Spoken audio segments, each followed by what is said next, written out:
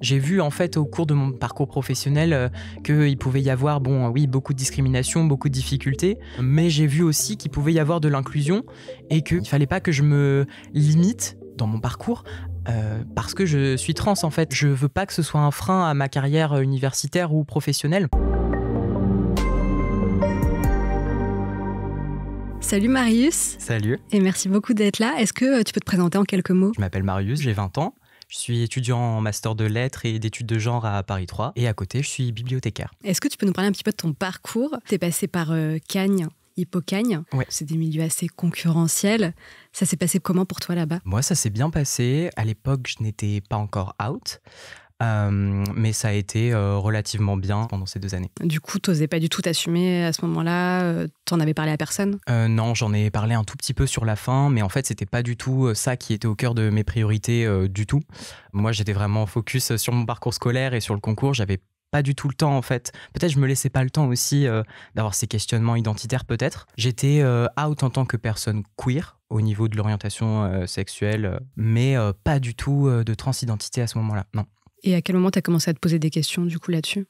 Et bien justement, à la fin de ma Cagne, une fois que le concours est passé, bien sûr les questions remontaient à avant, mais vraiment le fait de poser le mot transidentité, homme trans, prendre conscience que j'étais un homme, ça a pris du temps. Et je dirais que vraiment j'ai fait mon coming out à la fin de ma Cagne. Une fois le concours terminé, un peu cet ultimatum passé, j'ai pu vraiment me recentrer sur moi-même et pleinement m'accepter et enfin faire ce coming out. Et ça a été quoi le déclic pour toi du coup de prise de conscience là-dessus ? Je pense pas qu'il y ait eu véritablement un déclic. C'était plus un enchaînement de questions, de questionnements intérieurs et vraiment un malaise persistant qui ne se résolvait pas, un malaise identitaire aussi. Je sentais que je m'identifiais beaucoup aux autres garçons pour une raison qui m'échappait. Et puis petit à petit, à force d'avoir des représentations de transidentité, j'ai pu comprendre que c'était mon cas aussi en fait et faire mon coming out après un long cheminement quand même à l'intérieur. Et tu dis qu'en Cagnes, Hippo-Cagnes, t'étais pas out en tant que personne trans, mais t'étais out en tant que personne queer. Est-ce qu'il y avait d'autres personnes LGBT dans ta promo, par exemple, ou autour de toi ? Ouais, j'ai eu la chance d'être entouré vraiment de personnes queer, vraiment, j'utilise ce mot au sens fort, on était vraiment énormément à être queer, pas toutes et tous out, mais énormément de personnes queer, LGBT autour de moi, d'autres personnes trans en minorité, mais en tout cas beaucoup de personnes queer. Et je pense que ça a favorisé le fait de pouvoir, moi, réfléchir à mon parcours et finalement faire mon coming out trans auprès d'un entourage que je savais ouvert, en tout cas, à ces questions-là. Ouais. En Cagnes, Hippo-Cagnes, tu t'identifiais comme personne queer. Qu'est-ce que tu mets derrière ce mot, toi, queer ? Je dirais que c'est tout ce qui dévie de la cis-identité, donc le fait de s'identifier au genre attribué à la naissance, et de l'hétérosexualité, donc un homme et une femme ensemble, voilà, au niveau de l'orientation sexuelle. Donc ça peut être les personnes trans, les personnes non-binaires, bisexuelles, homosexuelles, pansexuelles, enfin, voilà. Quand tu dis la cis-identité, c'est pareil, je pense qu'il faut expliquer un petit peu. Oui, pardon. Du coup, ça fait référence au fait d'être cisgenre. Oui. Donc être cisgenre, c'est-à-dire être en accord avec le genre qui t'a été assigné à la naissance. Et à l'inverse, on parle des personnes transgenres pour les personnes du coup qui ne se reconnaissent pas dans le genre de naissance. Absolument, oui. Et c'est mon cas. Tu partages voilà. cette définition, ça va. Tout à fait, absolument. Pour un petit rappel un peu historique, queer à la base c'est une insulte. C'est utilisé peut-être plutôt pour qualifier des personnes qu'on trouve bizarres, qu'on trouve étranges. Déviante, effectivement. Et c'est un terme que se sont réappropriés les personnes LGBT par la suite pour en faire une force dans ce qu'on appelle la réappropriation du stigmate et la réappropriation de l'insulte. Et du coup, queer en fait partie, tout comme d'autres termes qui, à la base, pouvaient être péjoratifs pour les personnes LGBT et que finalement, les personnes concernées se sont réappropriées absolument. Par la suite. Voilà. Et tu disais que tu avais fait ton coming out du coup en 2e année. Alors je sais jamais si c'est Cagnes ou Hippo-Cagnes d'abord. C'est Cagnes la 2e année et Hippo-Cagnes en premier. Donc Hippo-Cagnes, Cagnes. Ouais. Et du coup tu as fait ton coming out en 2e année. Ça s'est passé comment ? Ça s'est bien passé. Je dirais que ça a été plus qu'un coming out, vraiment des coming out successifs. Donc d'abord auprès d'un cercle d'amis vraiment proches, donc qui étaient avec moi au quotidien et qui s'en doutaient plus ou moins. Enfin, ça a été vraiment progressif. Donc ils m'ont vu changer d'apparence, dans les manières de me désigner aussi, dans les pronoms, essayer plus le masculin, etc. Donc voilà, à la fin, c'était même plus un coming out. Enfin, ça coulait de source. Et après, un cercle plus élargi. et ensuite à ma famille. En revanche, j'ai jamais fait mon coming out à mes profs de Cagne, non, jamais. Du coup, tu leur demandais pas de te genrer au masculin Non, en fait, je partais du principe qu'il restait un mois de cours de toute façon au moment où j'ai compris et où j'ai effectivement fait mon coming out en tant qu'homme trans. Donc je les ai laissés m'appeler donc par mon dead name, par mon ancien prénom, et donc me genrer au féminin pour le mois qui restait. En fait, je trouvais que c'était trop d'efforts de faire mon coming out à des personnes qui potentiellement ne comprendraient pas du tout. Donc j'ai préféré ne rien dire et voilà. Mais du coup, toi, tu as tenu pendant un mois. Oui. À être mégenré, donc pareil, mégenré, je fais oui. dans un peu de pédagogie. Quand tu es un homme trans, par exemple, et qu'on te genre au féminin, on ne te genre pas de la bonne façon et du coup on te mégenre. C'est ça. T'as pris sur toi, du coup t'as été mégenré pendant le dernier mois de Cagne. C'était pas facile et du coup à la fin de l'année en fait je séchais énormément les cours, ce qui ne se fait pas du tout en Cagne. Enfin c'est pas du tout comme à l'université où on peut être plus ou moins présent ou non. Là en Cagne pas du tout. Enfin les professeurs font l'appel et quand quelqu'un est manquant on le sait vraiment. Donc ça se faisait pas du tout, mais je pouvais plus. Enfin vraiment je sentais que c'était trop difficile pour moi. Donc à la fin de l'année, j'ai pris mes libertés un peu avec les horaires de cours. De toute façon, je partais du principe que l'année était finie et que je n'allais pas poursuivre en prépa, ce que j'aurais pu faire. Mais j'ai préféré tout arrêter et partir à la fac. Aujourd'hui, tu es en études de genre. Quand tu as commencé à la Sorbonne, tu faisais quoi ? Du coup, j'ai commencé en licence de lettres et là, je suis en master 1 de littérature et études de genre. Donc les deux disciplines ensemble. Ouais. Plus particulièrement, du coup, concernant les personnes queer, tu disais que tu étais déjà entouré de pas mal de personnes queer en Cagne. Et à la Sorbonne, j'imagine que ça a dû être pareil. Oui, on était beaucoup de personnes queer aussi. Je me suis sentie très acceptée dans mon identité. Et pour le coup, donc, j'ai fait mon coming out à chacun de mes profs de fac, puisque j'étais obligée pour pouvoir signaler que j'avais un prénom d'usage qui n'était pas conforme à celui écrit sur la liste d'appel. Donc j'ai dû faire mon coming out à chacun de mes profs de TD, de CM, tout ça. Et je me suis sentie très acceptée. Pour le coup, je sentais qu'ils étaient au fait de ce que c'était que la transidentité. Peut-être pas dans les détails, mais à vrai dire, on s'en moque. Mais vraiment, je sentais qu'ils étaient conscients de ce que c'était et qu'ils étaient prêts à me genrer correctement, utiliser le bon prénom et que c'était pas une difficulté. Parce que du coup, quand tu as été pris à la Sorbonne, t'as tout de suite dit je suis un homme trans, je veux être genré de telle façon. Est-ce que t'as demandé à ce que tous tes profs soient mis au courant au fur et à mesure ? Comment ça s'est fait ? Je sais pas si on peut faire ça, mais ça aurait pu m'éviter peut-être quelques galères parce que là, du coup, oui, j'ai dû le faire individuellement. J'ai dû aller voir chaque prof en fin de cours et j'étais pas aussi affirmatif que ça. J'étais plus bon, s'il vous plaît, est-ce que vous pouvez m'appeler par ce prénom ? Mais en fait, j'avais pas besoin d'être comme ça. C'est moi tout seul qui avait peur parce que j'étais en début de transition, tout ça, j'étais pas sûr de moi comme maintenant. Il y avait pas de souci, quoi. C'était moi qui me mettais aussi des barrières et les profs, vraiment, j'ai pas eu de mauvaise expérience, quoi. Pour le coup, tous ont été très acceptants. Ok, ce qui est quand même incroyable. Ouais, c'est très chouette, vraiment. T'as dû faire ton coming out à combien de profs, là, du coup, à ce moment-là ? Les profs du premier semestre, donc une dizaine, et idem au second semestre en licence. Donc une vingtaine, entre 15 et 20, je dirais. À chaque fin de cours, aller les voir. Ouais, leur dire de rectifier la liste d'appels, tout ça. Il y avait aussi le problème de donc e-campus, donc qui est l'espace de cours en ligne, où là, par contre, il y avait mon dead name écrit en énorme à chaque fois que je me connectais. Pour rentrer les notes, c'était pareil pour les profs. Sur le diplôme, c'est écrit mon dead name aussi. Donc voilà, même s'il était utilisé, mon prénom d'usage en cours et par les profs à l'appel, il est quand même inscrit sur pas mal de mes documents quand je suis en licence. Oui. Et ça, du coup, tu l'as vécu comment ? À la fois le fait que ton dead name soit inscrit sur les documents et le fait de devoir faire ton coming out à plus d'une dizaine de profs chaque année. J'ai trouvé ça assez difficile et même... la démarche est un peu humiliante parce que moi je venais d'arriver en licence, j'étais un peu perdu et en plus il fallait que j'aille me signaler auprès de chaque prof en craignant à chaque fois la réaction de chacun.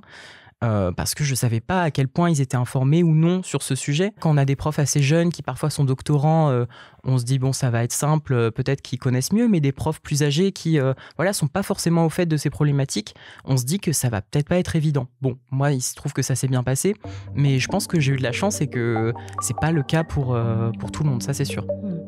Donc du coup, tu as évolué finalement dans des milieux étudiants plutôt queer, très acceptants, très bienveillants. Est-ce que tu n'as pas peur que ça t'ait donné finalement une image un peu biaisée de la suite, c'est du marché du travail, qui lui globalement est quand même beaucoup moins queer dans sa globalité et moins ouvert aux personnes LGBT ou en tout cas moins inclusif. Ouais, je pense que ça m'a donné un peu l'idée que ce serait hyper facile et que ça irait quoi. Mais en fait, il se trouve que pas tant que ça. Enfin, il y a encore des progrès à faire, dans le monde du travail, ça c'est sûr. Donc, t'as pas changé ton état civil, ce qui signifie que tu dois faire ton coming out en fait à chaque entretien professionnel. Tu peux nous l'expliquer, nous expliquer ce que tu ressens par rapport à ça? J'ai pas changé mon état civil, par contre j'ai changé mon prénom. Donc j'ai mon prénom d'usage qui figure sur ma carte d'identité et non plus mon dead name. Je serais pas forcément obligé de faire mon coming out par rapport à ça, mais j'ai dû le faire quand même à plusieurs reprises quand mes papiers n'étaient pas encore changés. Donc oui, ça c'était assez difficile parce que à chaque entretien d'embauche, donc après avoir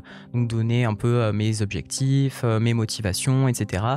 Et ben en fait, je dois revenir sur des questions très techniques et administratives auprès de mon employeur et évoquer forcément ma transidentité. Je dois dire je suis pris, c'est bien, mais il y a un truc que je vous ai pas dit, c'est que sur mes papiers, il y a un prénom qui figure et qui est pas en accord avec celui que je vous ai donné.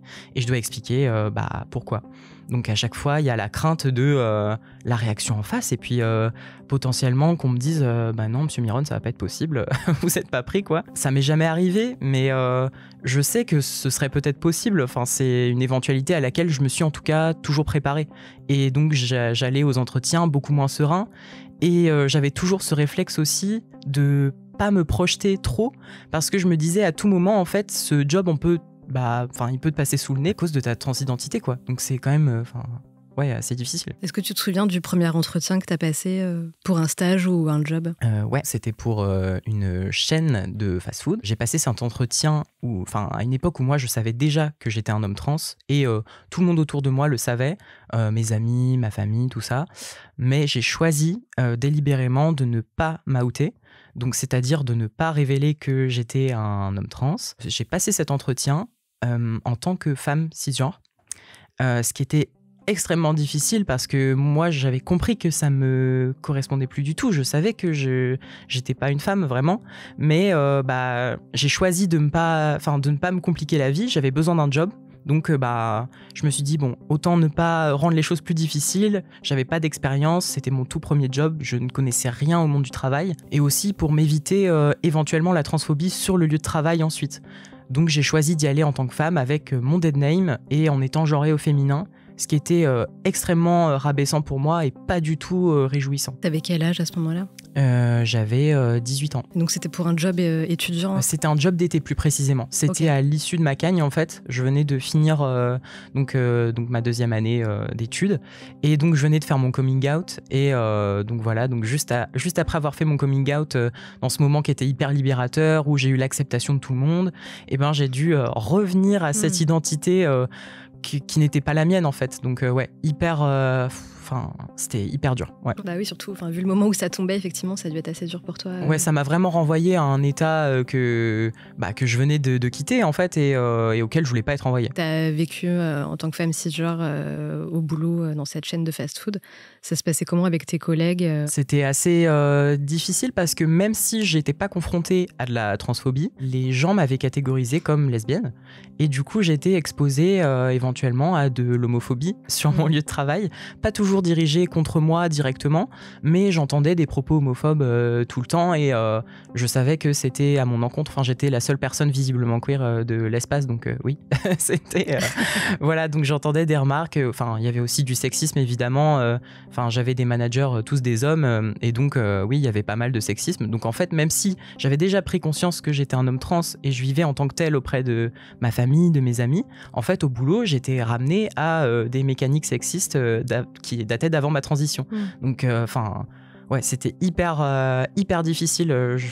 C'était complètement dissocié, en fait. J'avais une vie à l'extérieur avec ma famille et une vie à l'intérieur avec, au boulot, quoi. Tu t'es pas outée en tant que personne trans pour pas subir de transphobie et au final tu subis de la lesbophobie qui te concernait pas forcément à ce moment-là et du sexisme et du sexisme. Merveilleux. Donc, ok. Ouais. A posteriori, du coup, est-ce que tu t'es dit bon en fait, tant qu'à subir une discrimination, et il aurait mieux fallu m'assumer en tant que personne trans, ou tu penses que ça aurait été clairement pire? Je pense que ça aurait été pire parce que là, l'homosexualité passe encore à leurs yeux, mais je pense que la transidentité, c'était même pas la peine d'y penser. Enfin, vraiment pas du tout, quoi. Je pense que j'aurais eu le droit à toutes sortes de remarques. Et aussi, il y avait la question des vestiaires genrés.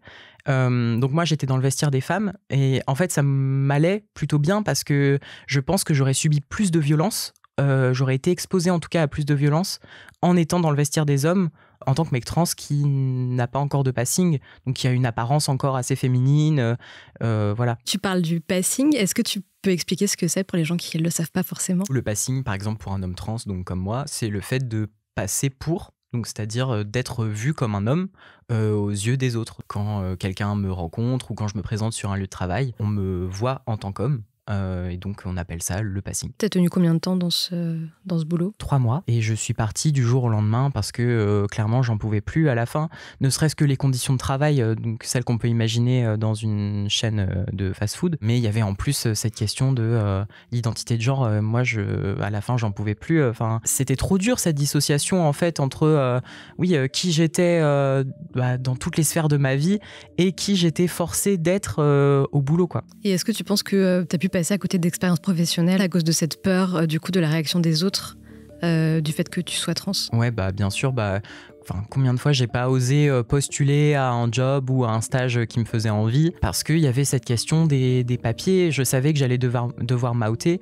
Je sais pas, j'avais toujours l'impression aussi que ça me donnerait l'air moins professionnel et que ça retirerait mes chances face à d'autres candidats en fait pour une même offre d'emploi. C'est bête, mais j'avais vraiment l'impression que ce serait un critère qui pourrait être discriminant alors que j'ai les mêmes compétences que n'importe qui d'autre. Donc oui, bien sûr, ça m'a empêché de candidater à des jobs. Je pense même que j'ai candidaté à des offres parce que j'avais besoin d'un travail à ce moment-là, vraiment besoin financièrement, mais que si j'avais pu m'en passer, j'aurais même pas candidaté, quoi. J'aurais même pas essayé parce que j'étais trop peu sûre de moi à ce moment-là.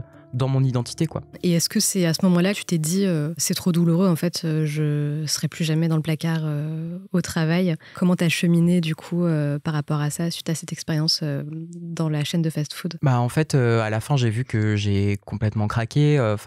J'en pouvais plus, quoi. Il m'arrivait de pleurer sur mon lieu de travail, d'aller m'enfermer dans les vestiaires et tout, en plein milieu d'un shift parce que c'était trop dur, quoi. Vraiment, ça plus la pression du job en lui-même, c'était pas vivable. Enfin, vraiment, je pense que c'est ce craquage qui m'a mené à me dire mais plus jamais ça en fait, parce que si tu recommences à te mettre dans un travail sans être out, tu vas pas tenir. Vraiment, c'est inhumain, quoi. C'est pas possible.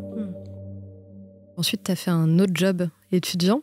Ouais. Qui s'est mieux passé cette fois, même si il y a toujours des améliorations à apporter. Est-ce que tu veux nous raconter cette expérience? J'ai fait un second job, donc cette fois-ci dans un supermarché de proximité. Ça s'est mieux passé. Cette fois-ci, je me suis outée donc dès l'entretien. C'était la première fois que je faisais ça.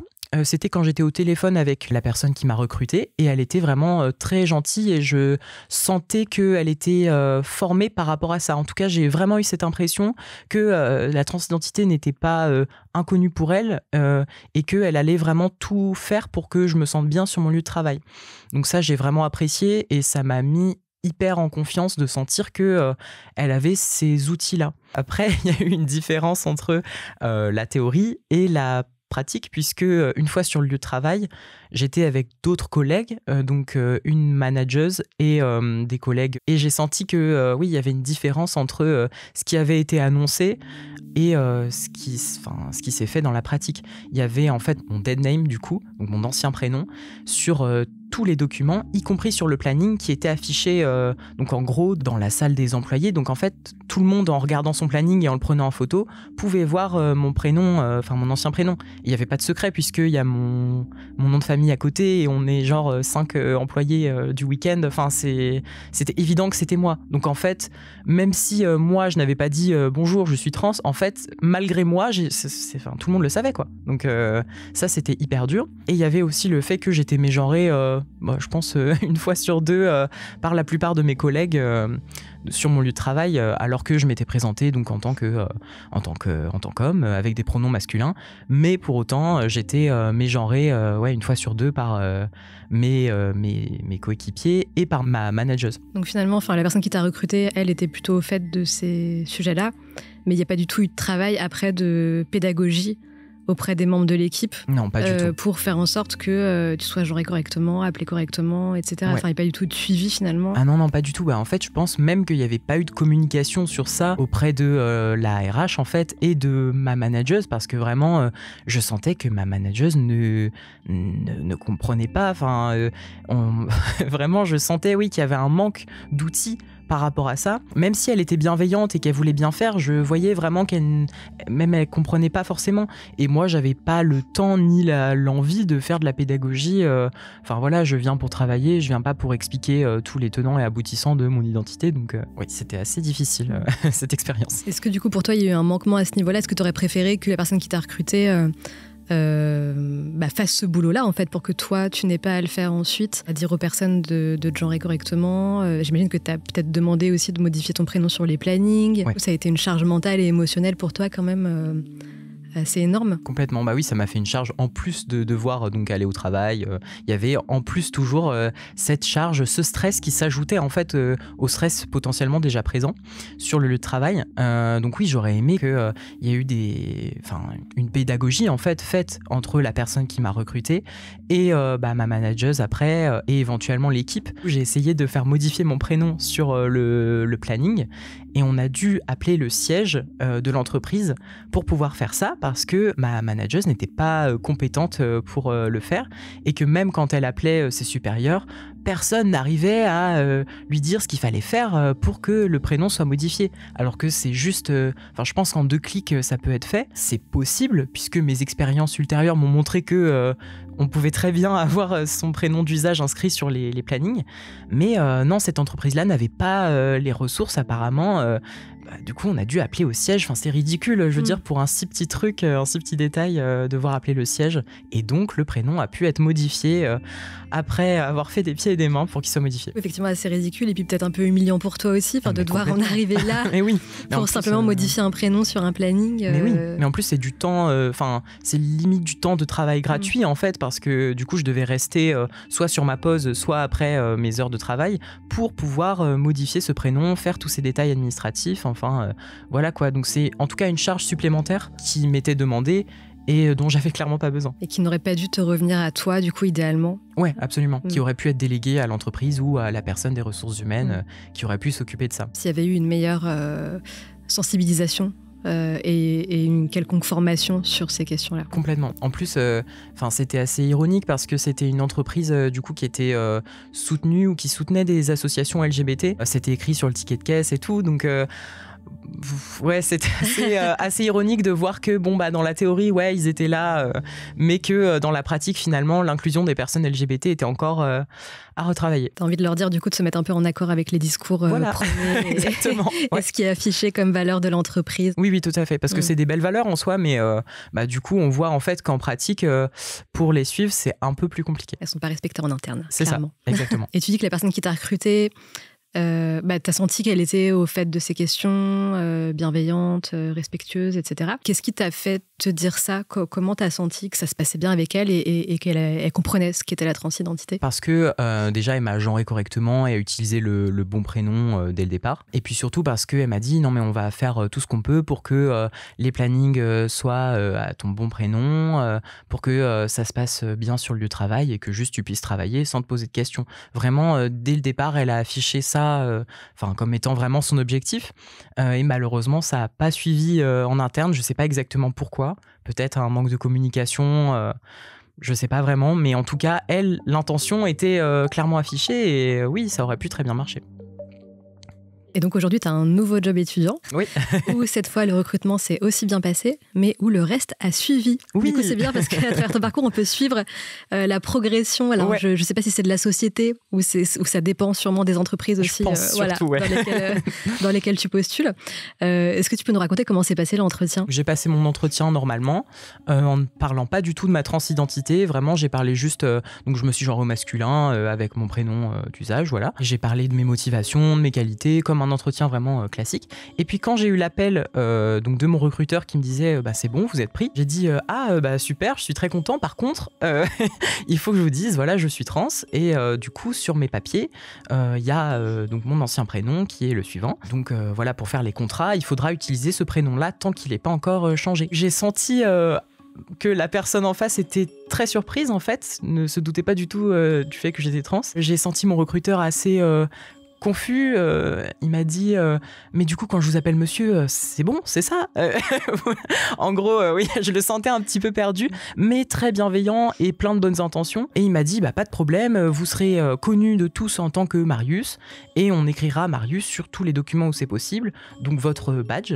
et sur vos plannings. Voilà, ce qui était le plus important pour moi. Est-ce que tu peux préciser ce que c'était comme job ? Ah oui, pardon. Du coup, je suis bibliothécaire donc dans la bibliothèque du Centre Pompidou. On a un badge pour rentrer. Donc, c'était très important pour moi qu'il soit au bon prénom puisqu'il est vu de tous, donc des lecteurs, de nos collègues, des personnes de la sécurité.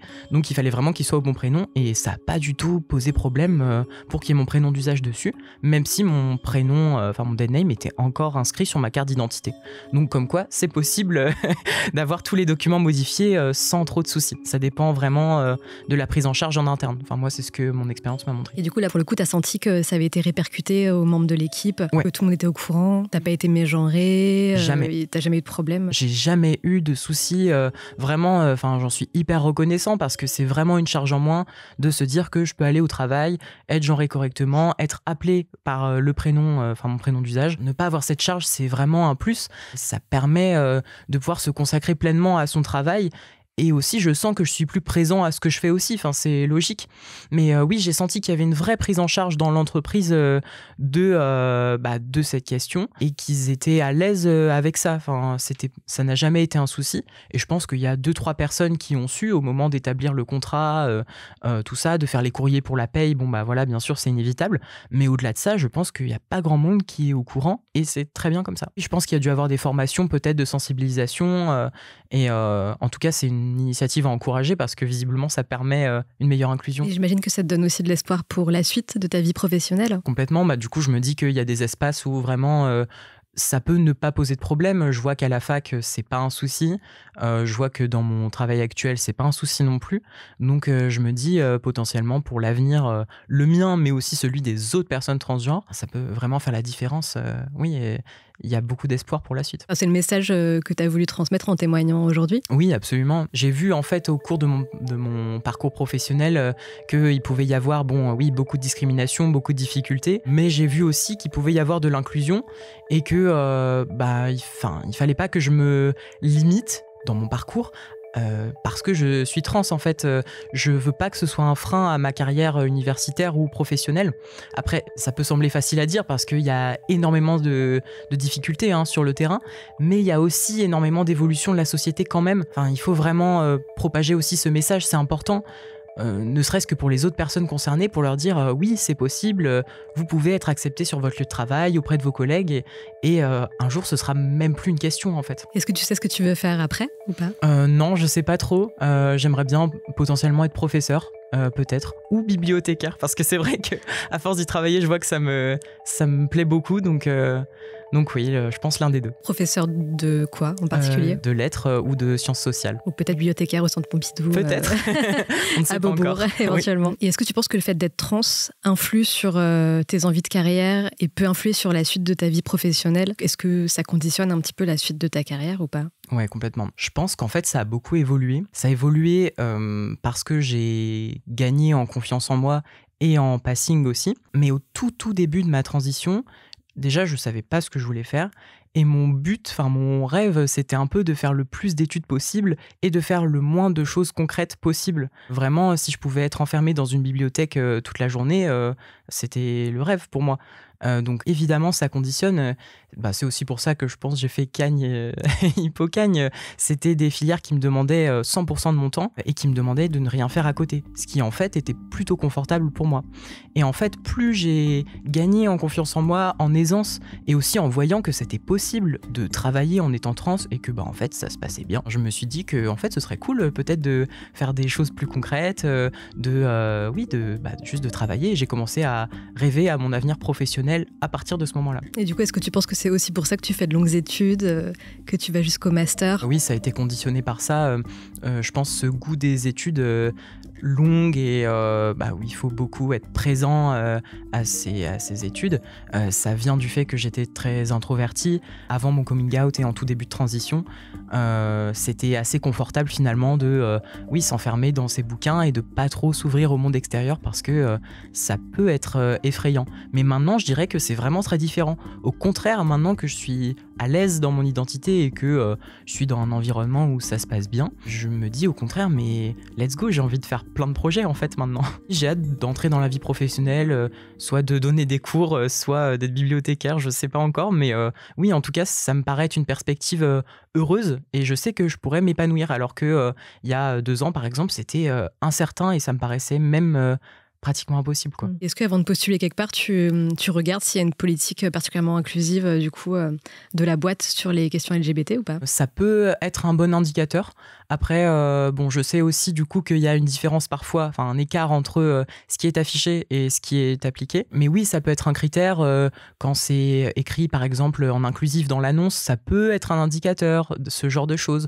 Ou quand c'est écrit que la diversité et l'inclusivité sont au cœur de leur politique. Mais bon, après, ça veut tout et rien dire. Donc, on attend aussi des actions concrètes derrière pour inclure vraiment les personnes trans et qu'elles puissent se sentir bien et faire leur travail. Et est-ce que tu aurais un conseil à donner à des jeunes personnes trans qui arriveraient sur le marché du travail ? Je leur dirais de s'affirmer et surtout de pas faire de concessions si possible sur leur identité parce que en tout cas moi comme je l'ai vécu c'est très douloureux de mettre entre parenthèses son identité trans quand on est sûr, éventuellement du coup de faire des croix sur certains jobs mais de privilégier leur santé mentale quand c'est possible évidemment parce que parfois on n'a pas le choix. Donc oui, ce serait ça mon conseil, et de pas lâcher et d'y croire et de penser que c'est possible et que oui, il y a des environnements de travail qui sont inclusifs. Pas tous le sont, mais ça avance et il faut continuer d'y croire dans ce sens. Merci beaucoup Marius. Avec plaisir.